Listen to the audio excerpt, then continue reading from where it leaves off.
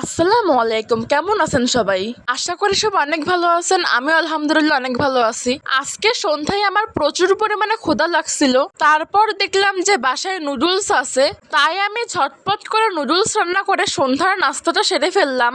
আর আলু তো আমি প্রচুর পরিমাণে পছন্দ করি, নুডলসের ভিতর আলু দিব না তা তো কখনোই হবে না। নুডলস আলু দিয়ে রান্না করলে কিন্তু খেতে অনেক মজা হয়।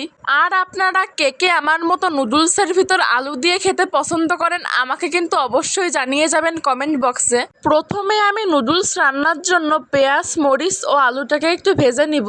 তারপর আমি পেঁয়াজ, মরিচ ও আলুর ভেতরে দিয়ে দিলাম হলুদ গুঁড়া আর লবণ। তারপর আমি দিয়ে দিলাম একটা ডিম। ডিমটা দেওয়ার পর আমি এখন কিছুক্ষণ নাড়িয়ে নিব।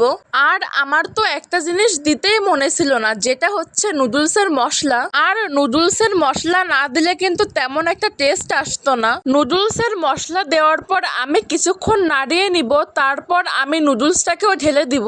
আজকের ব্লগটা আপনাদের কাছে কেমন লাগলো আমাকে কিন্তু কমেন্ট করে জানাতে একদমই ভুলবেন না। সো আজকের ব্লগটা ছিল এই পর্যন্তই। সবাই সুস্থ থাকবেন, ভালো থাকবেন। আল্লাহ হাফেজ।